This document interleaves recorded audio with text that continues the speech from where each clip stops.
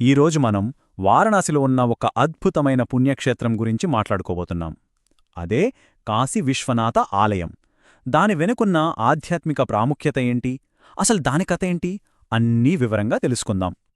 ఒక ప్రదేశానికి వెళితే శాశ్వతమైన విముక్తి అంటే మోక్షం దొరుకుతుందా వినడానికి ఆశ్చర్యంగా ఉంది కదా. కాని కొన్ని చోట్లకి అలాంటి ప్రత్యేక శక్తి ఉంటుందని, అవి మన జీవిత గమనాన్నే మార్చేస్తాయని బలంగా నమ్ముతారు. సరిగ్గా అలాంటి నమ్మకానికే కేంద్రబిందువు కాశీనగరం, అక్కడి విశ్వనాథ ఆలయం. సరే, అసలు మోక్షం అంటే ఏంటి? మనం ఈ పదం చాలాసార్లు వింటూ ఉంటాం. సింపుల్గా చెప్పాలంటే పుడుతూ చనిపోతూ ఉండే ఈ సైకిల్, అంటే ఈ జనన మరణ చక్రం నుంచి శాశ్వతంగా బయటపడ్డమే మోక్షం. హిందూ ధర్మంలో అంతిమ లక్ష్యం ఇదేనని భావిస్తారు. ఇంతకీ మనం మాట్లాడుకుంటున్న ఈ ఆలయం ఎక్కడుంది అంటారా? అదేనండి, మన వారణాసి లేదా కాశీనగరంలో పవిత్ర గంగానది ఒడ్డున కొలువయున్న ఈ శివాలయాన్ని స్వర్ణదేవాలయం అని కూడా పిలుస్తూ ఉంటారు. ఇది ఏదో మామూలు శివాలయం కాదు. భారతదేశంలో అత్యంత శక్తివంతమైనవిగా భావించే 12 జ్యోతిర్లింగాలున్నాయి కదా, వాటిలో ఇది ఒకటి. జ్యోతిర్లింగమంటే ఏంటంటే సాక్షాత్తు శివుడే జ్యోతిరూపంలో స్వయంగా వెలిసిన ప్రదేశమన్నమాట. అయితే ఈ జ్యోతిర్లింగం వెనకాల ఒక పెద్ద పురాణ కథే ఉంది. ఇది కేవలం ఒక విగ్రహం మాత్రమే కాదు, అనంతమైన దైవశక్తికి నిలువుటద్దం. అసలు ఆ కథ ఏంటో ఇప్పుడు చూద్దాం. పురాణాల్లోకి వెళ్తే ఒకానొకప్పుడు బ్రహ్మ విష్ణువుల మధ్య మా ఇద్దరిలో ఎవరు గొప్ప అనే ఒక పెద్ద వాదన మొదలైందట. అప్పుడు వాళ్ల మధ్యకి శివుడు ఒక అంతులేని బ్రహ్మాండమైన కాంతిస్తంభం రూపంలో ప్రత్యక్షమయ్యాడు. ఆ దివ్యమైన కాంతిస్తంభానికి ప్రతిరూపమే ఈ జ్యోతిర్లింగం. ఈ ఆలయ కథ కేవలం పురాణాలకే పరిమితం కాదు, దీనికొక పెద్ద చరిత్రే ఉంది తెలుసా. ఎన్నో దండయాత్రలకు, విధ్వంసాలకు గురైంది. కాని ప్రతిసారి మళ్లీ పునర్నిర్మించబడింది.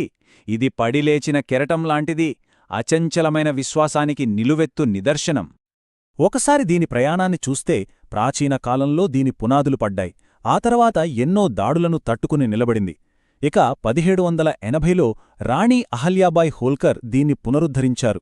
ఎప్పుడూ కాశీ విశ్వనాథ్ కారిడార్తో ఈ ఆలయం ఒక కొత్త రూపాన్ని సంతరించుకుంది. ఇప్పుడు మనం ఆధునిక చరిత్రలోకి వద్దాం. ఈ మధ్య నిర్మించిన కాశీ విశ్వనాథ్ కారిడార్ ప్రాజెక్ట్, ఇది చాలా పెద్ద మార్పు. ఇది భక్తులకు ఆలయ దర్శన అనుభూతిని పూర్తిగా మార్చేసింది. ముఖ్యంగా ఆలయాన్ని మళ్లీ గంగానదితో అనుసంధానించింది. ఒకప్పుడెలా ఉండేదంటే భక్తులు ఇరుకిరుకు సందులు గుండా చాలా కష్టపడి ఆలయానికి వెళ్లాల్సొచ్చేది. కానిప్పుడు అలా కాదు. ప్రధాని మోదీ ప్రారంభించిన ఈ కారిడోర్ ప్రాజెక్ట్ పుణ్యమని ఇప్పుడు గంగా స్నానం చేసి ఘాట్ల నుంచి నేరుగా ఆలయానికి చేరుకోవడానికి ఓ విశాలమైన మార్గం ఏర్పడింది. ఈ మార్పు ఎంత పెద్దదో చెప్పడానికి ఈ ఒక్క నెంబర్ చాలు: 5 లక్షల చదరపు అడుగులు. ఇది కేవలం చిన్న రిపేర్ కాదు, ఆలయ స్వరూపాన్నే మార్చేసిన ఒక పూర్తిస్థాయి ట్రాన్స్ఫర్మేషన్ అన్నమాట. చూసారుగా, పురాణం, చరిత్ర, ఆధునిక నిర్మాణం ఇవన్నీ కలిసి ఈ ప్రదేశం యొక్క ఆధ్యాత్మిక శక్తిని మరింత పెంచాయి. సరిగ్గా ఇక్కడే గంగానది, విశ్వనాథుని ఆలయం, ఇంకా మోక్షమనే భావన అన్నీ ఒకేచోట కలుస్తాయి. అసలు గంగానది ప్రస్తావన లేకుండా కాశీ విశ్వనాథుడి కథను ఊహించుకోలేం. గంగా అంటే కేవలం నీళ్లు కాదు, భక్తుల దృష్టిలో అది పాపాలను కడిగేసే పవిత్ర గంగమ్మ తల్లి, మోక్షాన్ని ప్రసాదించే దేవత. ఇక్కడికొచ్చే భక్తుల తీర్థయాత్రను మనం ఒక 3 ముఖ్యమైన స్టెప్స్గా చూడొచ్చు.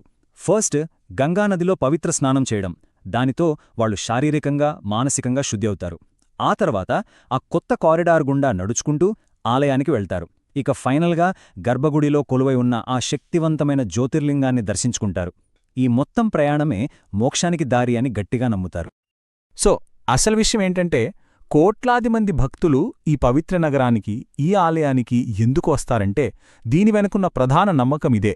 ఇక్కడ ప్రాణం విడిచినా లేదా విశ్వనాథుడిని దర్శించుకున్నా ఖచ్చితంగా మోక్షం లభిస్తుందని వాళ్ల ప్రగాఢ విశ్వాసం.